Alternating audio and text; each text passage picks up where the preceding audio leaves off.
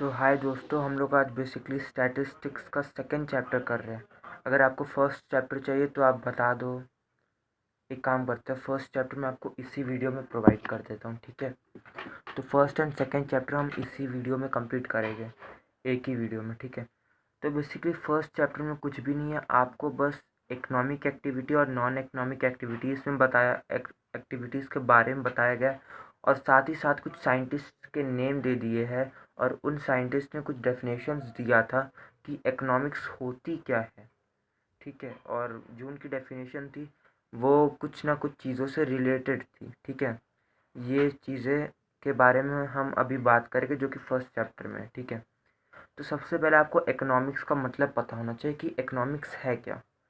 तो देखो दोस्तों, इकोनॉमिक्स बेसिकली रिसोर्सेज को, ठीक है, इकोनॉमिक्स में रिसोर्सेज हमेशा पैसा होता है, एक चीज़ हमेशा याद रखना। तो देखो, इकोनॉमिक्स हमें ये बताता है कि हम कैसे रिसोर्सेज को यानी पैसे को यूटिलाइज कर सके, यानी इस्तेमाल कर सके, उसका यूज़ कर सके, जिसके वजह से हम अपने अनलिमिटेड वांट्स को सेटिस्फाई कर सकें, ठीक है। मतलब पूरा तो फुलफ़िल नहीं कर सकते, लेकिन थोड़ा बहुत फुलफ़िल कर सकते हैं, जिससे हम लोग का जो अनलिमिटेड वांट्स है वो सेटिस्फाई हो जाए, ठीक है। एग्जाम्पल दूँ तो देखो, तुम एक समोसे वाले के पास गए होगे, आप उससे समोसे मांगोगे कि हाँ मेरे को इतना इतना, सपोज़ आपके पास, चलो अच्छा सा एग्जांपल देता हूँ, आपके पास 15 रुपये है, ठीक है। 15 का कह रहा हूँ, 5 रुपये मान लो, 5 रुपये, ठीक है। तो 5 रुपये में आपको समोसे खाना है, ठीक है। तो पहले के टाइम में क्या है, 2 रुपये का एक समोसा मिलता था, ठीक है। और आपको 5 रुपये में अब समोसे खाने बहुत ज़्यादा हैं, ठीक है। आपका मन तो है बहुत ज़्यादा खाने का, ठीक है, 20 30 40 ठूसने का अंदर, लेकिन आपके पास रिसोर्सेज क्या है, लिमिटेड, यानी पैसा आपके पास लिमिटेड है, 5 ही रुपये है, लाख नहीं है ना। तो फिर आप दुकान जाओगे, अब वहाँ पे बहुत ज़्यादा समोसों की दुकान लगी रहेगी, है ना। कोई बंदा 2 का बेच रहा है, कोई 3 का, कोई 4 का, और कोई 5 का, है ना, और कोई इससे ज़्यादा का भी एक समोसा बेच रहा है, ठीक है। तो फिर आप उस दुकान में जाओगे जहाँ पे सबसे ज़्यादा सस्ते में मिल रहा हो समोसा, है ना, सस्ते का माल अच्छे में। तो फिर आप उस दुकान में जाओगे, तो फिर आप उस दुकान में अपना जो रिसोर्सेस है उसको यूज़ करोगे, जिससे वो आपको 5 रुपये में जितने समोसे हो सकता है वो देगा, है ना।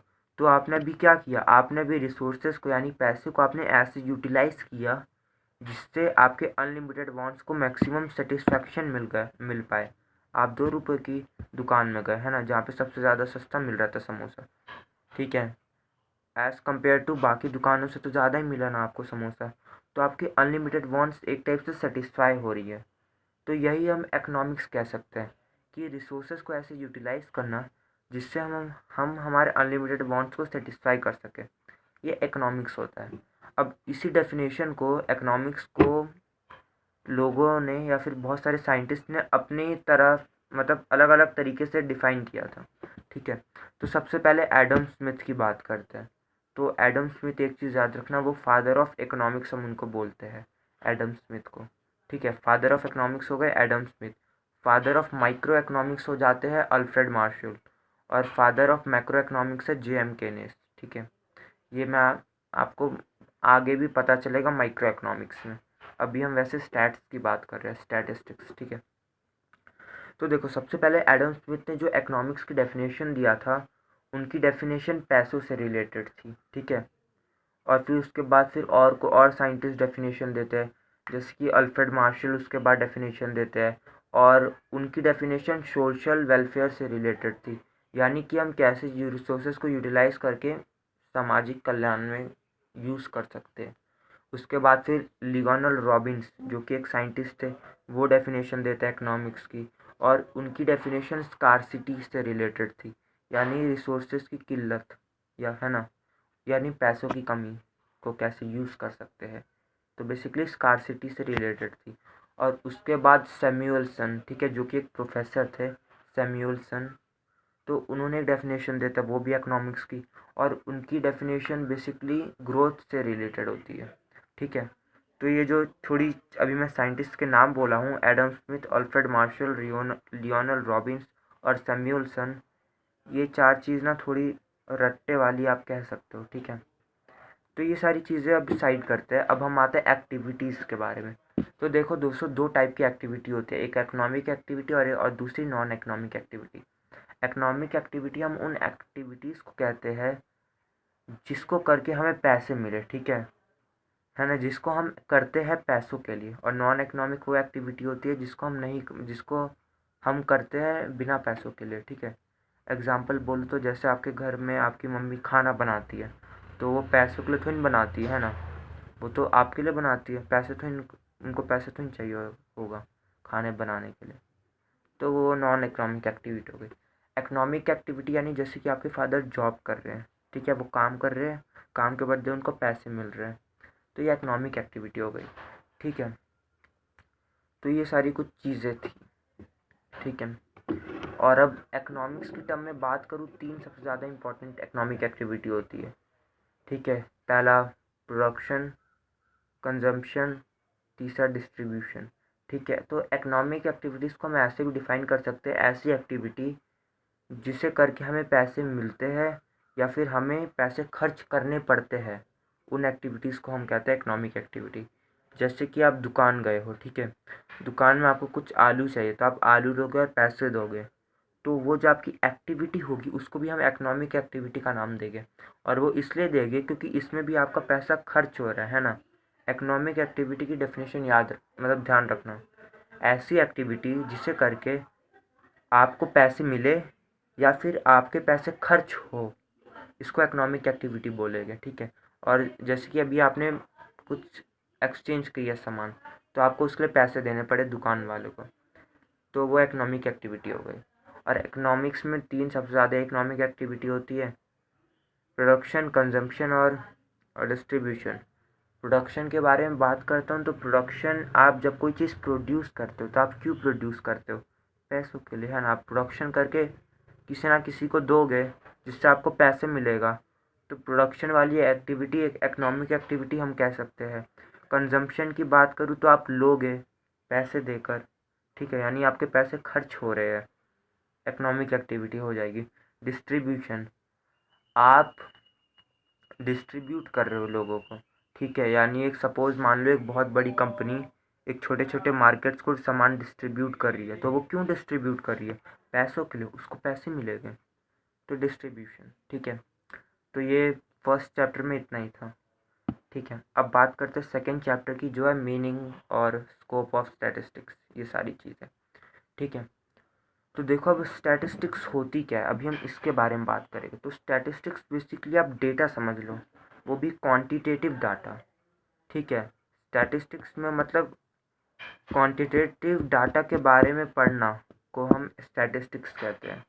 अभी आप बोलोगे क्वांटिटेटिव डाटा क्या होता है, तो इससे पहले आपको मैं कुछ बेसिक चीज़ें समझा देता हूँ इसकी डेफिनेशन से पहले स्टैटिस्टिक्स की। कि देखो, डेटा को हम दो टाइप से क्लासीफाई कर सकते हैं, ठीक है। रियलिटी में तो हम चार टाइप से क्लासीफाई कर सकते हैं। पहला क्वालिटेटिव, क्वांटिटेटिव, ठीक है। अभी आप दो ही समझो, क्वालिटेटिव डेटा और क्वांटिटेटिव डेटा, दो टाइप के डेटा होते हैं। क्वांटिटेटिव डेटा ऐसे डेटा होते हैं जो न्यूमेरिकली एक्सप्रेस हो सकते हैं, यानी जो नंबर्स में लिखे जा सकते हैं। जैसे कि अगर मैंने हाइट पूछी, तो हाइट तो नंबर में ही हम लिखते हैं। एज पूछी, एज भी नंबर में लिखते हैं। लेकिन अगर मैं ये पूछा कि इस बंदे की क्वालिटी क्या है, तो ये तो क्वांटिटेटिव नहीं हो पाएगा, है ना, नंबर में नहीं लिख सकते। तो ये डेटा कहलाएगा क्वालिटेटिव डेटा, ठीक है। तो क्वांटिटेटिव डेटा वो डेटा होता है जो कि हम न्यूमेरिकली एक्सप्रेस कर सकते हैं, यानी नंबर्स में लिख सकते हैं, सॉरी। और क्वालिटेटिव डेटा वो होते हैं जो कि हम नंबर्स में नहीं लिख सकते, ठीक है। क्वांटिटेटिव डेटा वो होता है जो कि नंबर में लिख सकते हैं, एक्सप्रेस कर सकते हैं, और जबकि क्वालिटेटिव डेटा वो डेटा होता है जो कि हम नंबर्स में एक्सप्रेस नहीं कर सकते। और क्वांटिटेटिव डेटा के बारे में पढ़ना हम स्टैटिस्टिक्स बोलते हैं, ठीक है।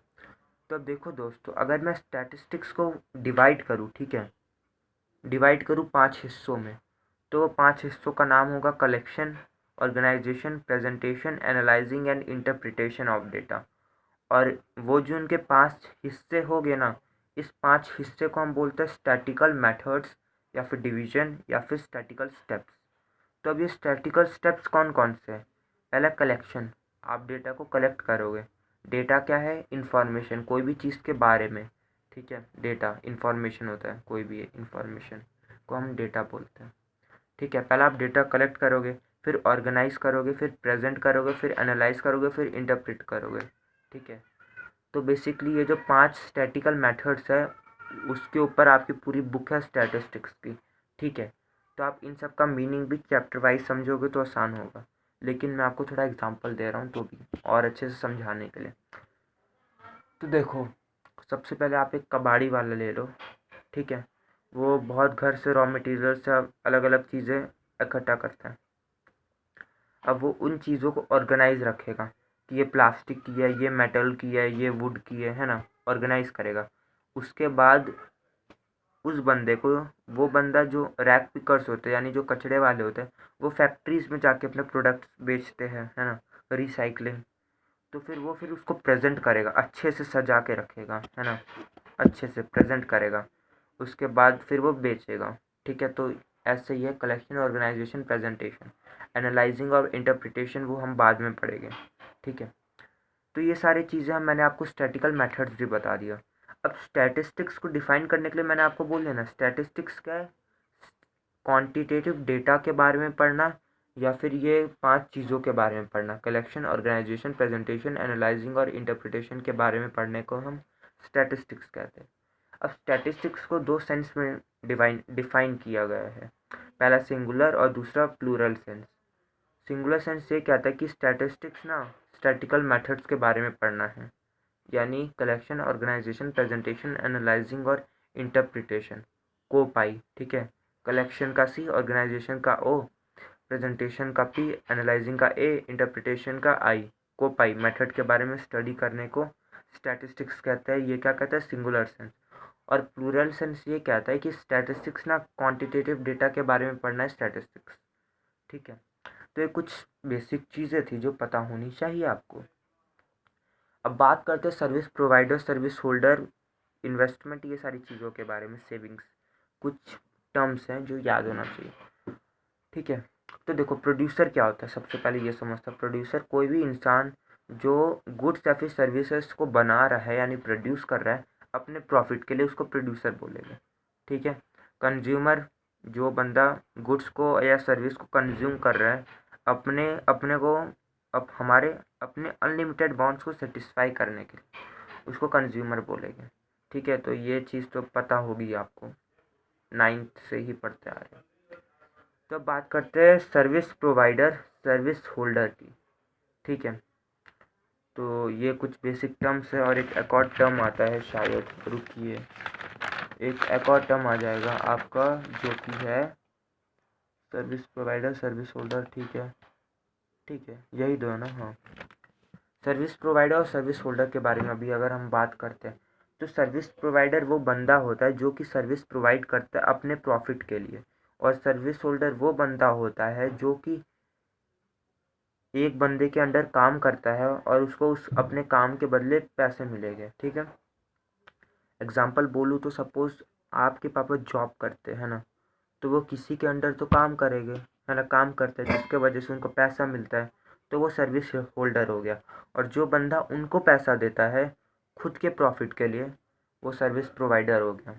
ठीक है, तो ये सारी चीज़ें थी। अब स्टैटिस्टिक्स की हम कुछ क्वालिटीज़ पढ़ लेते हैं, यानी कैरेक्टरिस्टिक्स या फंक्शन भी जिसे आप कह सकते हो, या फिर इम्पोर्टेंस भी आप कह सकते हो। ठीक है, स्टैटिस्टिक्स के कुछ बारे में पढ़ लेते हैं। तो देखो दोस्त, जो स्टैटिस्टिक्स है ना, वो सबसे पहले तो कोई भी डिफ़िकल्ट डेटा को ईजी बना देता है स्टडी करने के लिए। ठीक है, ये फर्स्ट पॉइंट है। दूसरा पॉइंट की, और अगर बात करूँ स्टैटिस्टिक्स की, तो स्टैटिस्टिक्स कोई भी डेटा को एक प्रॉपर ऑर्डर में रिप्रेजेंट करता है, और स्टैटिस्टिक्स की वजह से हम कंपैरिजन कर पाते हैं। ठीक है, तीसरा पॉइंट, और हम फोरकास्ट भी कर सकते हैं। ठीक है, यानी हम बहुत ज़्यादा डेटा को पढ़ के हम भविष्य भी बोल सकते हैं। ठीक है, ऐसा रिलेटेड कई बार सही निकल जाता है और कई बार नहीं। वेदर वाले भी यही करते हैं।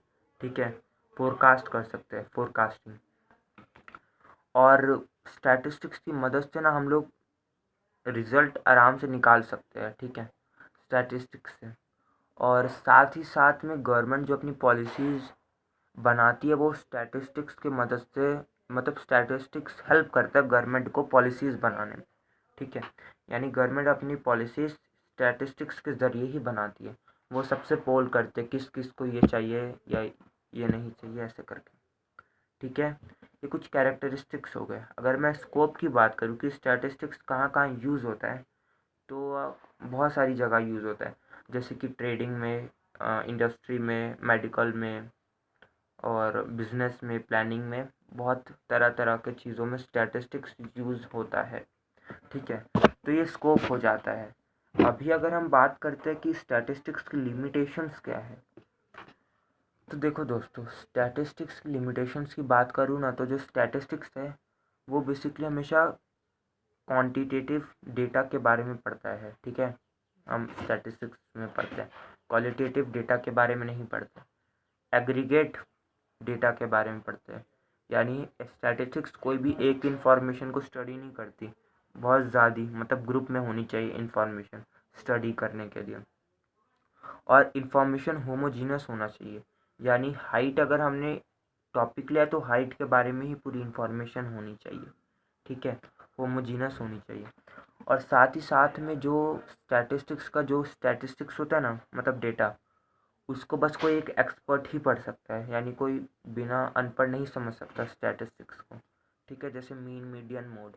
अगर आप बोलोगे कि इस क्लास का मीन इतना है, यानी इस क्लास का एवरेज इतना है, तो स्टैटिस्टिक्स की भाषा में आप एवरेज को मीन बोलोगे, है ना, तो कोई अनपढ़ नहीं समझ पाएगा।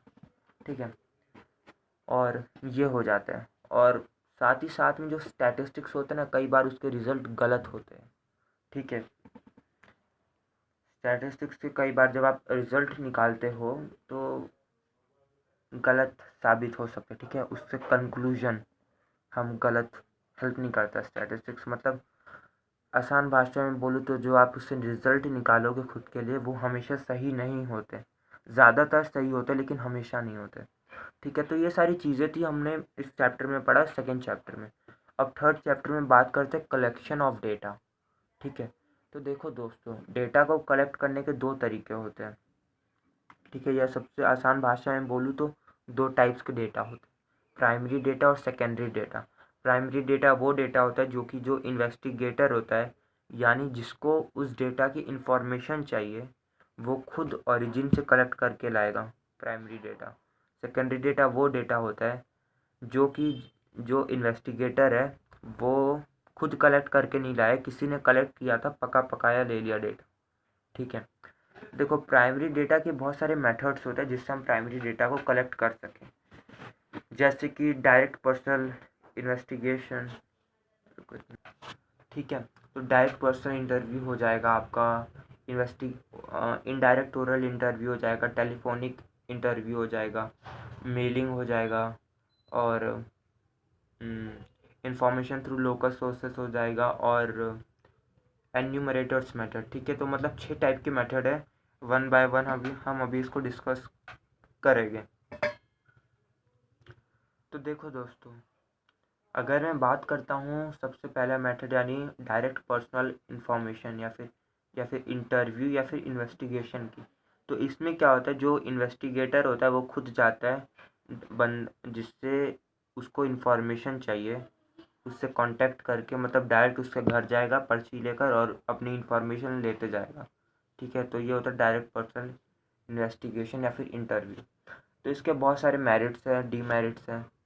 ठीक है, और सूटेबिलिटी भी है, ये कहाँ कहाँ हम इसको यूज़ कर सकते हैं। तो जो इससे डेटा कलेक्ट होता है वो बहुत ज़्यादा ओरिजिनल होता है, एक्यूरेट होता है, रिलायबल होता है, और बेसिकली ये चीज़ को ना बहुत ज़्यादा लिमिटेड एरिया में प्रैक्टिस किया जाता है, यानी कम जगह में। आप पूरे भारत में खुद नहीं जा सकते अकेले डेटा कलेक्ट करने, है ना, तो लिमिटेड एरिया होता है, यानी स्मॉल एरिया होता है, छोटा एरिया में ये चीज़ प्रैक्टिस किया जाता है।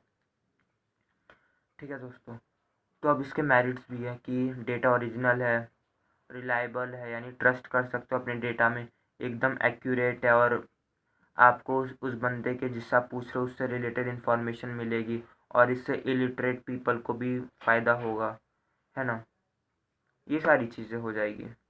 और अब इसके डीमेरिट्स भी है कि पैसा बहुत ज़्यादा लगता है, टाइम बहुत ज़्यादा होता है, और कई बार जो इन्वेस्टिगेटर होता है वो अपने मन से झूठ झूठ लिख देता है ना, क्योंकि उसको लगता है यार अब कौन इतना करे, तो अपने मन से कुछ भी लिख डालता है। तो बहुत सारी तरीके की होती है, ठीक है, और ये सारी चीज़ें हो जाती है। इन्वेस्टिगेटर अपने मन से लिख डालता है, एक्यूरेट इतना नहीं, एक्यूरेट तो बहुत होता है, ठीक है, कॉस्टली, टाइम, और ये बड़े एरिया में प्रैक्टिस नहीं किया जा सकता, ठीक है।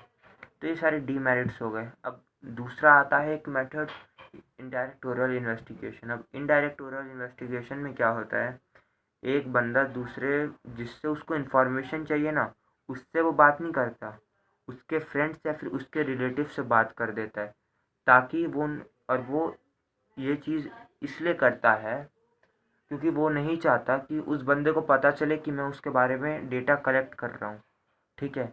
या फिर आप ये भी कह सकते हो कि उस बंदे को ये लगता है कि जो बंदा है, जो बताने वाला है, वो सही डेटा नहीं बताएगा, ठीक है। तो फिर इसमें वो बंदा दूसरे बंदों से पूछता है, ठीक है, ओरली। तो अब इसके भी बहुत ज़्यादा सुटेबिलिटी है, ठीक है। अभी किन कब कब इम्प्लाई किया जाता है, तो ये तब इम्प्लाई किया जाता है जब आपका एरिया ना इन्वेस्टिगेशन का वो बड़ा हो, ठीक है, बड़ी जगहों में इम्प्लीमेंट किया जाता है। और ये उस वक्त यूज़ करते हैं जब आपको अपने डेटा को सीक्रेट रखना है उस बंदे से जो आपको इन्फॉर्मेशन इनडायरेक्टली देता है, ठीक है। इसके बहुत सारे मेरिट्स हैं, डीमेरिट्स हैं। मेरिट्स की बात करूँ तो ये जो इनडायरेक्ट ओरल इन्वेस्टिगेशन है, इसमें आप मतलब रिलेट करो, आप दूसरे बंदे से आप पूछ रहे हो किसी और बंदे के बारे में, है ना। इसका फ़ायदा क्या है,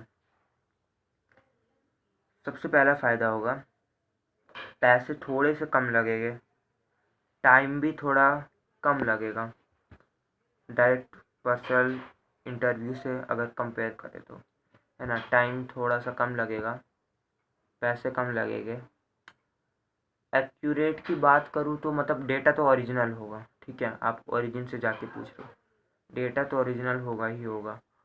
और उम, उम, उम, उम, उम, उम, उम, उम, उम, और इसमें मतलब आप गलत सलत नहीं लिखोगे, ठीक है। आपको उस बंदे के बारे में डायरेक्ट इन्फॉर्मेशन मिल रही है, तो आप गलत सलत अपनी तरफ से तो नहीं लिखोगे, ठीक है। अब क्योंकि अब आपको डायरेक्ट अच्छा खासा इन्फॉर्मेशन मिल रही है, ठीक है, तो आप पार्शियलिटी नहीं करोगे, ठीक है। और जो इसका एरिया ऑफ इन्वेस्टिगेशन है वो बहुत बड़ा है। तो ये सारी चीज़ें इसके मेरिट्स हो गए। अब डीमेरिट्स भी होता है ना। डीमेरिट्स की बात करूँ तो वो जो बंदा है इन्फॉर्मेंट्स, वो आपको गलत बता सकता है इन्फॉर्मेशन, और इसमें लेकिन टाइम ज़्यादा लगता है, ठीक है, और इसमें इतना भरोसा नहीं किया जा सकता। और साथ ही साथ में हम ये कह सकते हैं कि ये इतना एक्यूरेट भी नहीं होता, होता है लेकिन इतना एक्यूरेट नहीं होता, ठीक है। तो ये सारी चीज़ें इसकी डीमेरिट्स हो जाती है। और साथ ही साथ में आपको इसमें बहुत, अभी आप एक बंदे के बारे में हर लोग से पूछोगे तो आपको अलग अलग इन्फॉर्मेशन मिलेगी, जिससे आपको जो कंक्लूजन है ना वो थोड़ा डिफ़िकल्टी होगी, ठीक है। तो इसके डीमेरिट्स आ जाते हैं। अब बात करते तीसरा जो है टेलीफोनिक इंटरव्यू। टेलीफोनिक इंटरव्यू में हम लोग फ़ोन कॉल करके इन्वेस्टिगेट करते हैं, और जो इसका एरिया होता है, एरिया ऑफ इन्वेस्टिगेशन, वो बहुत बड़ा होता है। ये इसकी सूटेबिलिटी भी होती है। मेरिट्स की बात करूँ तो ये बहुत बड़ा इसका एरिया ऑफ इन्वेस्टिगेशन है, पैसे बहुत कम लगते हैं, टाइम भी बहुत कम है, और मैन पावर भी आपको मतलब बंदे भी बहुत कम चाहिए, ठीक है। और आप कोई भी बंदे से, आप इलिटरेट पीपल से भी अच्छा खासा आप बात कर सकते हो, ठीक है। ये सारे मेरिट्स हो गए। डीमेरिट्स की बात करता हूँ तो फिर हर बंदे के पास फ़ोन नहीं होता सबसे पहले तो, ठीक है। और जिस बंदे से आप बात कर रहे हो वो बंदा आपको गलत इन्फॉर्मेशन दे सकता है, ठीक है। या ना, यानी मैं कह सकता हूँ कि जो डेटा है वो उतना रिलायबल हम नहीं कह सकते उसको, और वो इतना एक्यूरेट नहीं होता, और कई जगह में नेटवर्क नहीं होता, ठीक है। और कोई कोई बंदा तो जानबूझकर बताना ही नहीं चाहता, ठीक है, अच्छे से बात नहीं करता, बताता ही नहीं है इन्फॉर्मेशन। ये सारी डीमेरिट्स हो जाती है। अब हम चौथे की बात करते हैं तो हम ये चौथा ये हो जाता है कि इंफॉर्मेशन थ्रू लोकल सोर्सेज, ठीक है, चौथा मेथड। इसमें क्या होता है, आप अपने हर जगह से आप कुछ कुछ बंदे को बोल देते हो ये काम कर दो वो काम कर दो, ठीक है। तो इसमें बेसिकली पैसा इतना नहीं लगता, टाइम भी आपका इतना नहीं लगता, आपका एफर्ट इतना नहीं लगता। ओरिजिनल तो होता ही है डेटा, ठीक है, और ज़्यादातर ना एक्यूरेट होता है, ज़्यादातर हम देखे गए तो ये डेटा एक्यूरेट है ज़्यादातर, ठीक है। लेकिन अब इसके डीमेरिट्स भी होते हैं। डीमेरिट्स ये है कि जो आपका जो बंदा है, जो आपने पीपल अपॉइंट किया है, वो भेदभाव कर सकता है, वो आपको गलत इन्फॉर्मेशन दे सकता है, ठीक है। और क्या बोलूँ यार मैं तुम लोग को, रुको थोड़ा सोचने दो, ठीक है।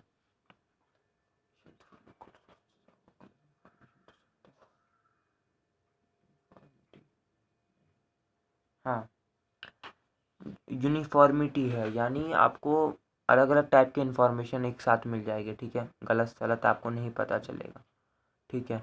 मैन पावर इसमें बहुत ज़्यादा चाहिए, ठीक है, और इसमें टाइम बहुत ज़्यादा लगता है। पैसे कम लगते लेकिन टाइम बहुत ज़्यादा लगता है। एक्यूरेसी की बात करूँ तो एक्यूरेसी इतनी नहीं रहती है इस चीज़ में, लेकिन रहती है, ठीक है। ये इसके बारे में बात कर ली। अब बात करते हैं मेलिंग इन्वेस्टिगेशन, ठीक है। तो आप डीमेरिट्स में वैसे एक्यूरेसी वाला लिख देना, ठीक है। वो बंदा, आपको क्या पता आपको सही इन्फॉर्मेशन प्रोवाइड करे या ना करे, है ना। सच्चाई आप तभी मानोगे जब आप खुद कलेक्ट कर रहे होते हैं। अब बात करते हैं हम लोग मेल के ज़रिए कैसे होते हैं, ठीक है। तो ये वाला जो मेथड है, इसकी सुटेबिलिटी हम इसको इस वक्त यूज़ कर सकते हैं जब हमको बहुत ज़्यादा एरिया से इंफॉर्मेशन या डेटा कलेक्ट करना हो, ठीक है। तो इसके मेरिट्स की बात करूँ तो इसमें पैसे नहीं लगते, टाइम भी बहुत कम होता है, मैन पावर नहीं चाहिए होती, आप इतना इसमें एफर्ट्स नहीं मारते, ठीक है। डेटा एक टाइप से ओरिजिनल ही हम बोलेंगे, ठीक है। आप खुद इतना ओरिजिनल तो नहीं है, ठीक है। आप खुद मतलब बंदे से कांटेक्ट में बात करते हो, है ना। तो ये सारी चीज़ें हो जाती है इसकी मेरिट्स में, ठीक है। और डीमेरिट्स की बात करूँ तो इसमें डेटा इतना एक्यूरेट नहीं होता, ट्रस्ट आप नहीं कर सकते, लोग बंदे कई बार इसको फिल नहीं करते हैं, ठीक है। और इसको फिल करने के लिए बहुत ज़्यादा पढ़े लिखे लोगों की ज़रूरत होनी चाहिए। तो ये सारी चीज़ इसके डीमेरिट्स हो जाते हैं। अब हम बात करते हैं लास्ट मेथड की, जो कि है इन्फो रुको यार, एन्यूमरेटर्स मेथड, ठीक है। नाम याद रखना, ENUMERATORS मेथड, ठीक है, एन्यूमरेटर्स मेथड। तो इसको बताने से पहले ये बता दूं कि आपको नोट्स चाहिए तो मैं डिस्क्रिप्शन में दे दूंगा। एन्यूमरेटर्स की मेथड की अगर हम बात करें दोस्तों, तो एन्यूमरेटर्स मेथड ऐसा मेथड है जिसमें हम बंदे अपॉइंट करते हैं और उन बंदों को हम डायरेक्टली, वो बंदे जाते हैं डेटा कलेक्ट करने एक क्वेश्चनायर लेकर, ठीक है। वो डेटा को एक शेड्यूल में लिखते हैं, ठीक है। ये एन्यूमरेटर मेथड है। इसके मेरिट्स भी बहुत ज़्यादा है कि इसमें बेसिकली वो बहुत ज़्यादा स्पेशलाइज्ड होता है ना एन्यूमरेटर। इसमें एक्यूरेसी होती है, ओरिजिनलिटी होती है, पैसे तो ज़्यादा लगते हैं, ठीक है। नहीं, ठीक है, पैसे का तो हम इसमें मेरिट्स नहीं बोल सकते, लेकिन आपका इसमें एफर्ट्स कम लगता है ना। और रुको यार थोड़ा सोचने दो, मैं सोचता बहुत हूँ। बंदे गए पूछने, डेटा डेटा पूछने जाएंगे तो फिर अब उससे उनको रिलेटेड इन्फॉर्मेशन मिल जाएगी, है ना। और साथ ही साथ में इलिटरेट पीपल की भी एक टाइप से ये हेल्प होगी, है ना। जो लोग मतलब पढ़ लिख नहीं सकते तो फिर वो खुद फिल कर देंगे, ठीक है। तो ये मेरिट्स हो गई। डीमेरिट्स की बात करूँ तो ये लोग बहुत ज़्यादा पैसे लेते हैं, टाइम बहुत ज़्यादा लगता है, साथ ही साथ में ये लोग कभी कभार खुद ही झोल कर देते हैं, है ना। ठीक है, मतलब बहुत कम करते हैं लेकिन ये लोग कर सकते हैं, ठीक है। और ये कुछ डीमेरिट्स थे, ठीक है, ये 3 चीज़। तो अब हम लोग का मेथड यहीं पे एंड होता है। अब हम बात करते हैं क्वेश्चन आयर की। कोई कि क्वेश्चन आयर होता क्या है। तो देखो दोस्तों, क्वेश्चन आयर एक पेपर है जिसमें मैं क्वेश्चन लिखा हूँ, ठीक है। और उस पेपर, ऐसा पेपर जिसमें बहुत ज़्यादा क्वेश्चन हो, उसको क्वेश्चन आयर कहते हैं। अब उस क्वेश्चन आयर को बनाने का कुछ तरीका होता है। सबसे पहले ये होता है कि आप जब वो क्वेश्चन आयर, यानी वो जब आप पेपर कंस्ट्रक्ट कर रहे होते हो, तो आपको सबसे पहले लिखना होता है कि आप वो क्वेश्चन आयर क्यों बना रहे हो, ठीक है। दूसरी बात, आपको बहुत ज़्यादा कम क्वेश्चंस पूछने होते हैं पर्सनल क्वेश्चन नहीं पूछने होते और बहुत क्वेश्चन बहुत सिंपल होने चाहिए, ठीक है। कैलकुलेशंस वाले क्वेश्चंस नहीं होने चाहिए और जो क्वेश्चंस है वो एकदम लॉजिकली अरेंज होने चाहिए और साथ ही साथ में क्वेश्चंस एक दूसरे के रिलेटेड होने चाहिए ताकि पता चल जाए कि वो जो बंदा है उसने सही फिल किया है या नहीं, ठीक है। तो फिर ठीक है, और जो क्वेश्चनर है वो अट्रैक्टिव दिखना चाहिए, ठीक है, जिससे बंदों को भी अच्छा लगे फिल करने में। तो ये सारी चीज़ें थी थर्ड चैप्टर में, ठीक है। तो चैप्टर होता है यहीं पर समाप्त। बाय।